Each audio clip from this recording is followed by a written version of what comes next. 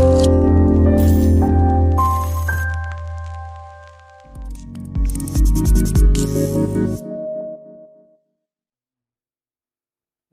wassalamu ala asyrafil anbiya'i wal mursalin sayyidina Muhammadin wa ala alihi wa sahbihi ajma'in. Qala rabbi shrah li sadri wa yassir li amri wahlul 'uqdatam min lisani yafqahu qawli. Subhanaka la ilma lana illa ma 'allamtana innaka antal alimul hakim wa la haula wa la quwwata illa billahil aliyyil azim.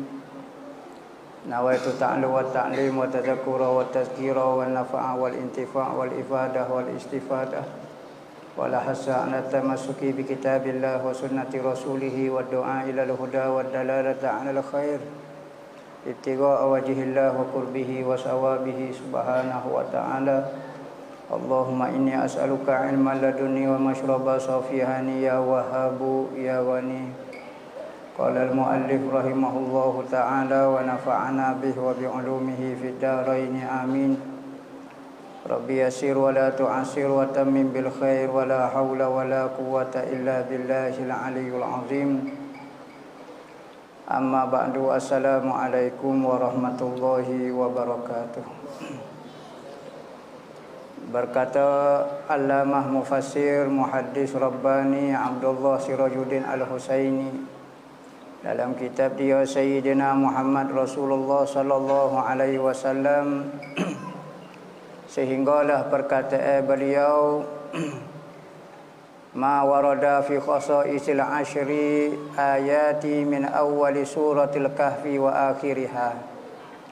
Sekarang kita masih lagi duduk berbicara, duduk berkecek mengenai kehebatan, kepintaran Nabi sallallahu alaihi wasallam, keluasan ilmu Nabi sallallahu alaihi wasallam, yang mana seorang nabi itu mestilah dia orang yang paling alim pada zaman dia. Alim syariat, alim apa yang Allah Taala nak daripada manusia. Maka di dalam nabi-nabi itu ketua dia adalah nabi kita, iaitu nabi akhir zaman. Sekalipun dia mari pada akhir kenabian, nabi lain akhir sekalilah sekali dia nabi paling bongsu, tetapi dialah paling special sekali. Katanya ulama seperti pengantin, kok mari tu rombongan depan tu orang lain, dialah sekali. Anta arusal khafiqaini. Dalam selawat kita kata anta arus, kamulah ya Rasulullah pengantinnya. Pengantin khafiqaini, dua sejagat. Di dunia dan di akhirat Rasulullah diaruk. Di akhirat kita akan tengok rombongan yang sangat hebat dan sangat besar pergi cari Rasulullah.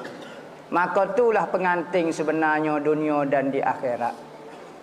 Maka kita dok kecek mengenai keistimewaan Nabi, mengetahui kelebihan rahsia-rahsia ataupun satu-satu surah tu gapo dia kah kelebihan dia.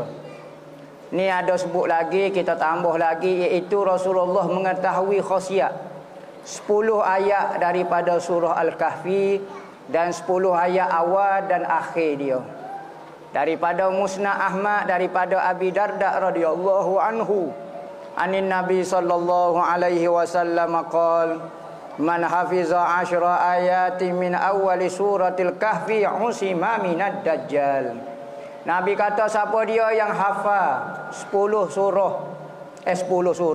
ayat daripada surah Al-Kahfi, dia tak sebut ayat ni depan ke, tengah ke, belakang ke, 10 ayat saja daripada surah Al-Kahfi hafal.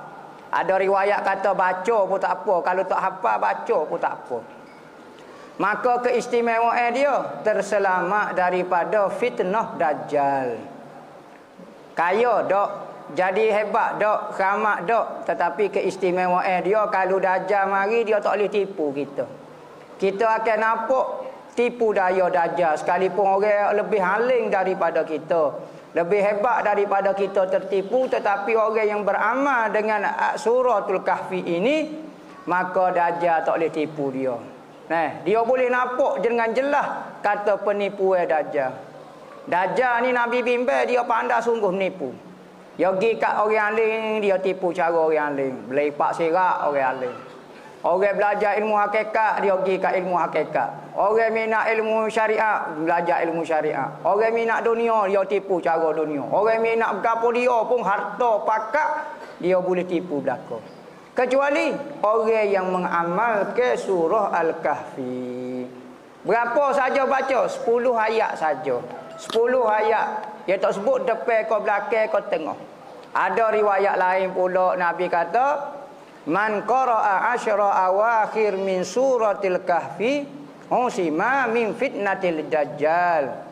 Imam Ahmad wak mari hadis Abu Darda pula. Hak lain pula, riwayat lain pula. Saat ni riwayat Abu Darda juga. Jadi Abu Darda wak mari banyak. Pertama dia kata siapa dia baca surah Kahfi saja 10 ayat, dia tak sebut depan belakang. Ni riwayat ni kata siapa dia baca 10 akhir. 10 ayat akhir surah Al-Kahfi, usima diselamatkan daripada tipu daya Dajjal. Nabi kata Dajjal ni sangat menipu. Beza apa dia Dajjal dengan Ya'juj Ma'juj? Ya'juj Ma'juj ni dia bukan mari nak dakwah kita jadi kafir. Ya'juj Ma'juj ni mari nak menghancurkan bumi ni. Dia mari dia makan belaka, dia mesing belaka. Orang gajah 5 kereta api, kereta kebaya pergi pakat bro, hancur lebu. Tu yang kerja dia. Manakala Dajjal, dia bukan mari nak merosakkan dunia. Dia mari nak mengambil akidah kita. Nah, ambil keimanan dalam hati kita. Sebab itulah fitnah Dajjal ni sangat bahaya. Tertipu dengan Dajjal agak tak ada apa dah lah. Bisa setara mana banyak pengaruh, setara mananya tipu Dajjal tak ada apa. Maka Nabi bui azimah lah kita kata ayat Quran yang boleh kita amal supaya selamat daripada Dajjal. Lah ni puak-puak Wahabi kata jangan duk percaya ayat Quran tu ada kelebihan. Nah, siapa dia percaya ayat Quran ada kelebihan jadi kupu. Oh pelik sungguh dia kata. Hak adanya, hak hebatnya Allah Taala saja. Jangan percaya orang lain ada kelebihan. Nah, orang PhD tak apalah dia kata. Nah, hak lain tu tak ada kelebihan belaka. Surah Al-Quran pun siapa dia beriktikad Al-Quran itu ada kelebihan, ada boleh menyembuhkan ke, jadi kupu. Sudah. Pak Nabi Muhammad ada ajar ni. Ni Nabi Muhammad ada ajar kok Nabi Muhammad ajar benda-benda kufur. Maka Nabi Muhammad ajar kata satu benda tu ada keistimewaan dia dan ada kelebihan dia.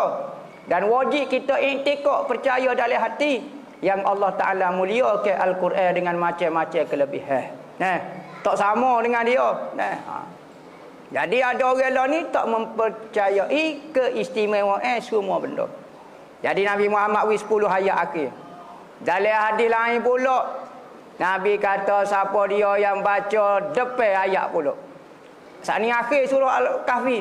Siapa dia baca pula 10 ayat akhir, ayat awal pula, selamat daripada Dajjal. Maka ulama kata nak ambil hadis mana? Hadis akhir ke hadis awal? Hadis yang mula-mula dia kata 10 ayat ya. 3 hadis mengenai surah Kahfi. Maka ulama kata ambil dua-dua. Jadi nak amal 10 ayat awal boleh. Ulama-ulama dulu kalau semaya Isya ayat pertama surah rakaat pertama 10 ayat awal, rakaat kedua 10 ayat akhir. Untuk selamat daripada fitnah Dajjal. Dan ada riwayat kata 3 ayat pun baca tak apa dah. Ada setengah masyayikh kata sebagai rahmat kasih sayang kepada umat akhir zaman hok malah baca Quran ni, baca 3 ayat awal pun tak apa dah. Baca 3 ayat awal pun tak apa dah. Kelebihan dia boleh juga.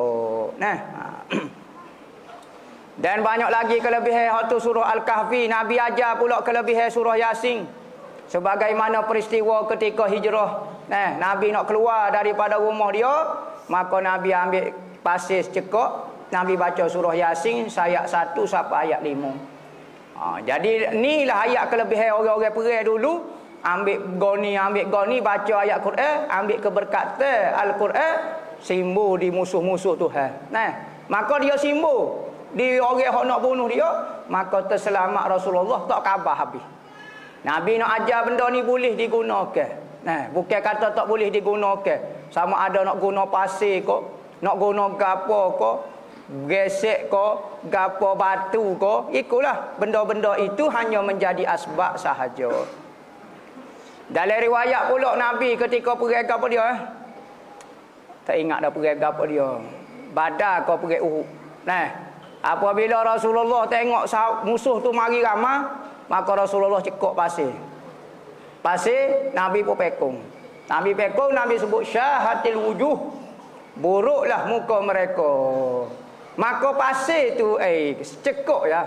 Orang 1000 orang masuk belako dalam mata. Masuk belako dalam mata. Maka apabila mata masuk pasir ni, tak usah buatlah siku balik secara mana pun gocoh sore apa dia. Pasir masuk dalam mata ni, tak cakap genyeh awak.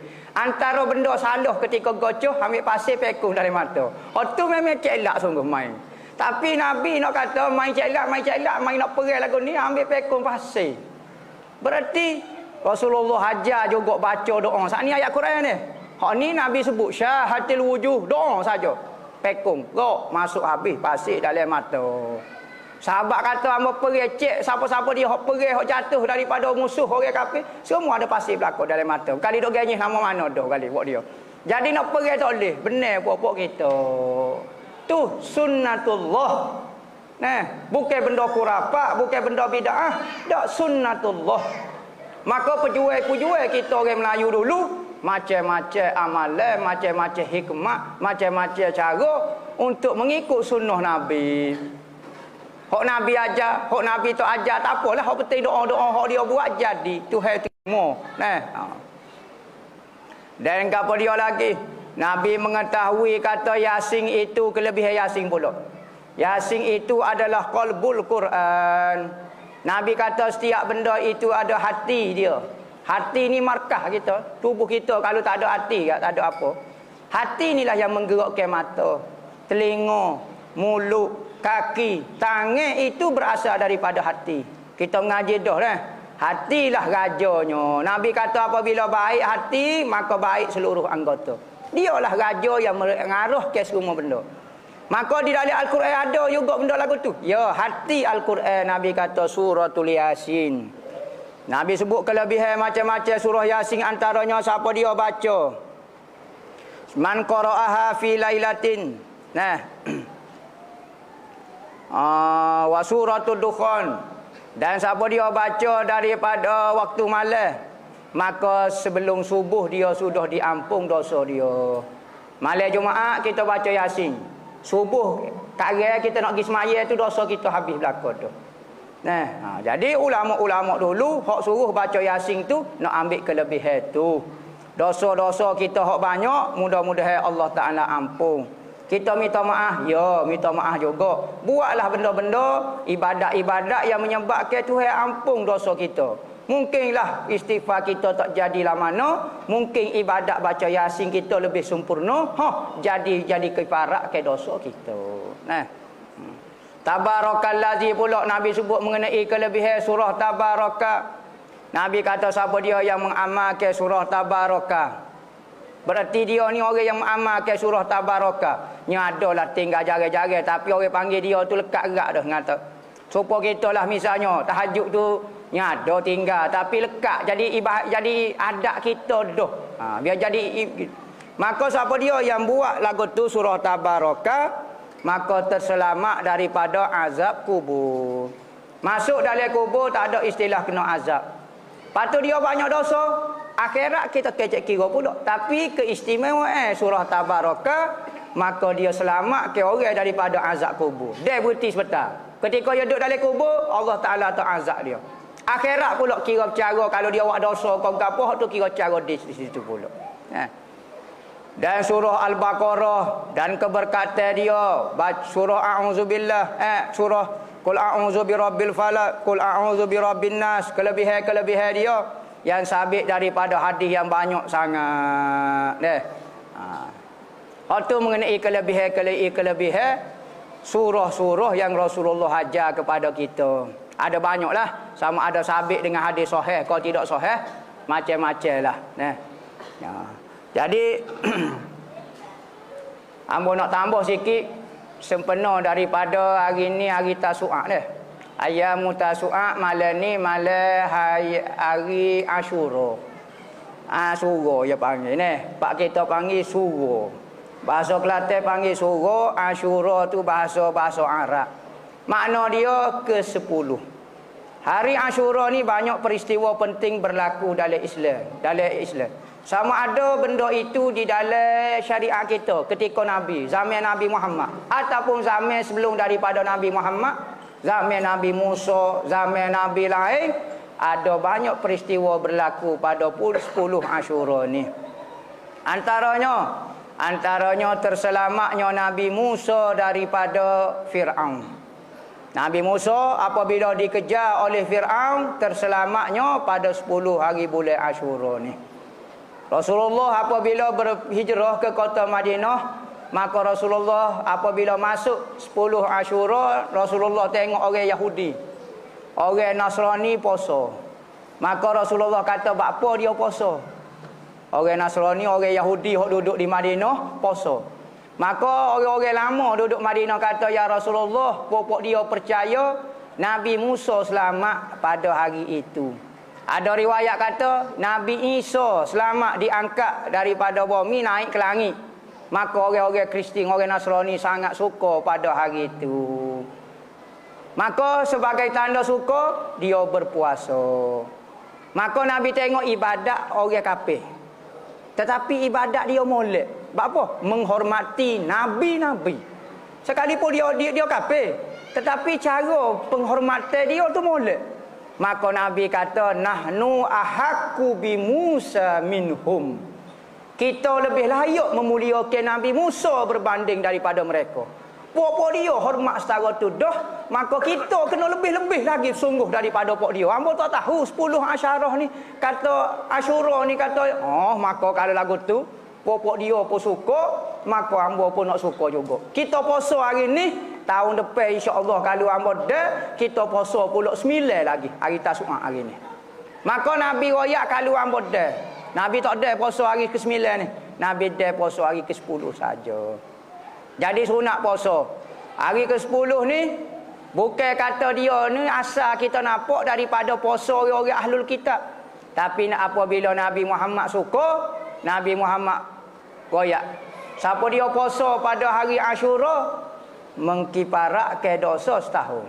Dosa dia setahun, diampunkan dosa dia setahun. Kalau hari apa dia? Hari Arafah ni 2 tahun ni. Siapa dia puasa hari Arafah, 2 tahun kiparat dosa. Manakala puasa hari ini pula 10 setahun kifarat. Maka antara benda-benda sunat pada 10 pada hari Asyura, hak ulama-ulama sebut, hak ada disebut di dalam hadis, pertama puasa. Sunat kita puasa esok. Sunat nah. Keduanya, apa dia? Tausiatul iyal. Makan belanja besar esok. Esok belanja besar.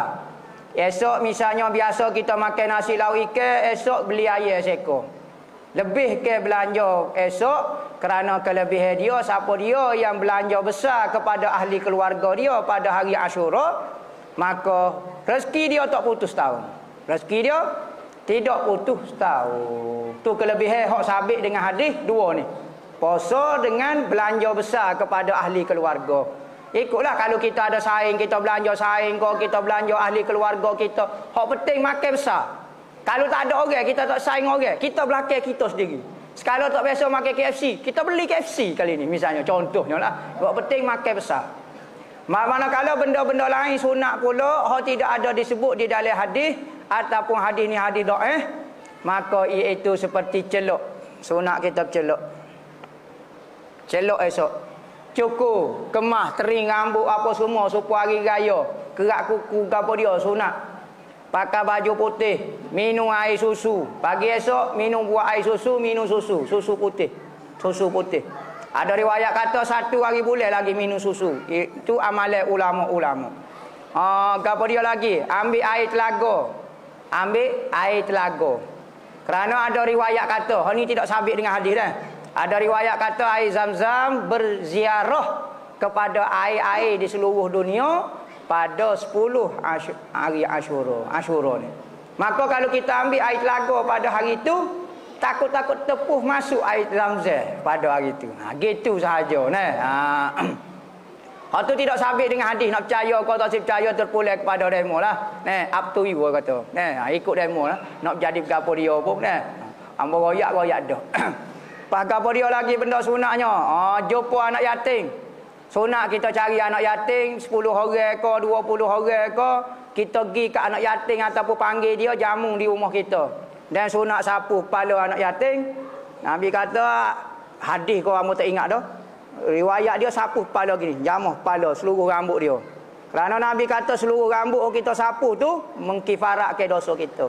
Mengkifaratkan dosa kita. Jadi sapu kepala anak yatim. Kalau orang tua tak panggil anak yatim dah.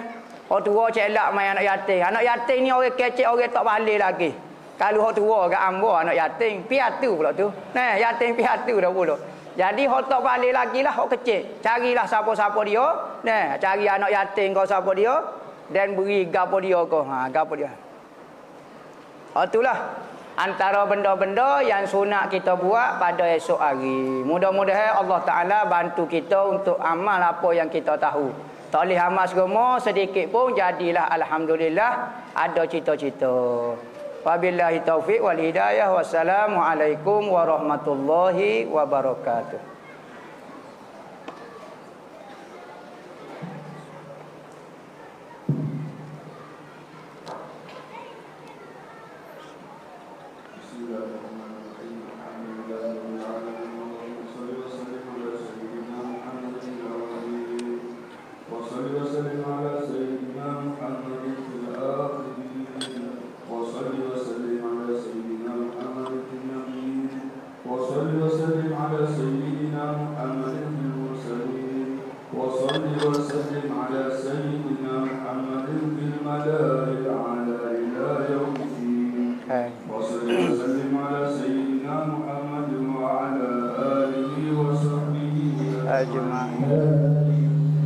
ولقد أشرت لنهد من أوصاته تهي القلوب تهيج الأشكالا والله بلدنا عليه وما يسار القول منا أو يكون ثنانا لكن حكم بالسرائر قد علم بحسب ربنا وحدانا وإذ امتزجنا بالمودة هبنا نصر بفضلنا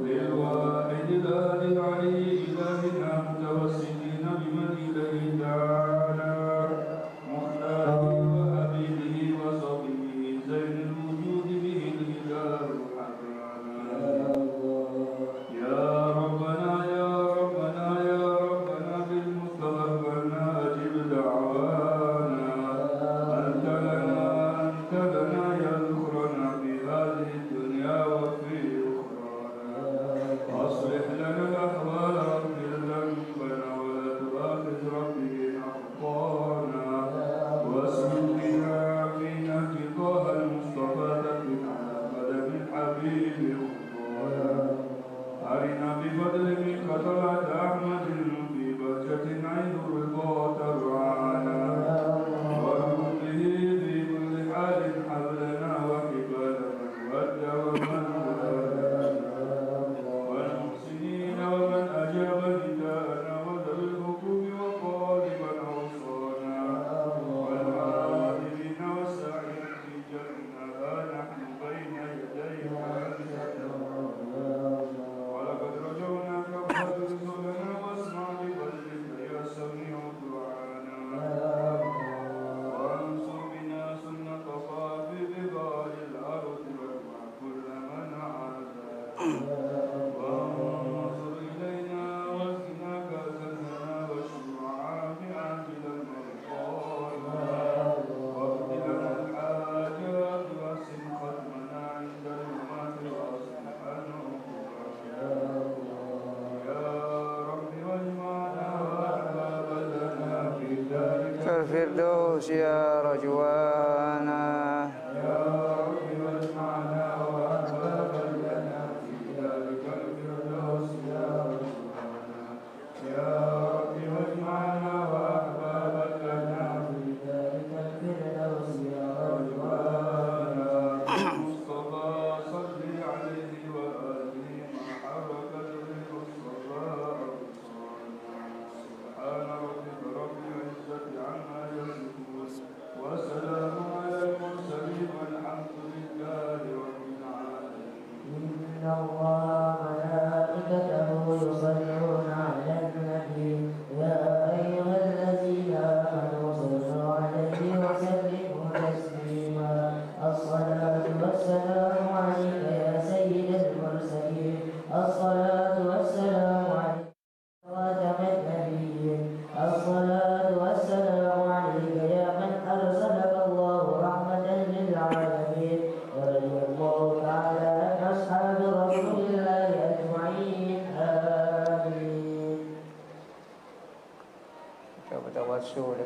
baca surah Al-Fatihah dengan niat supaya Allah Ta'ala ampun dosa kita, dosa kedua ibu bapa kita, dosa yang kita sayang atas muka dunia ni. Allah Ta'ala turunkan rahmat kasih sayang dia kepada umat Nabi SAW. Allah Ta'ala kasih belah. Allah Ta'ala tutup segala aib umat Nabi. Allah Ta'ala ampunkan dosa umat Nabi SAW. Allah Ta'ala angkat bala, angkat segala penyakit, angkat segala penderitaan daripada umat Nabi. Allah Ta'ala kabul ke segala hajat orang yang hadir dalam majlis ni, dan Allah Ta'ala beri lebih daripada apa yang ia inginkan. Allah Ta'ala jadikan suami-suami yang penyayang dan bertanggungjawab, jadikan isteri-isteri yang taat, jadikan anak soleh-solehah, jadikan keluarga yang bahagia, kampung yang sejahtera, baldatun thayyibatun wa rabbun ghafur. Apa yang diniatkan oleh wali kutub pada malam ni, wali-wali Allah, wali-wali gaib, secara guru kita secara khususnya Al-Habib Umar bin Muhammad bin Salim bin Hafiz, dan apa yang diniatkan oleh setiap hamba yang soleh pada malam ni, wa ila hadratin Nabi Muhammadin sallallahu alaihi wasallam. Al-Fatihah.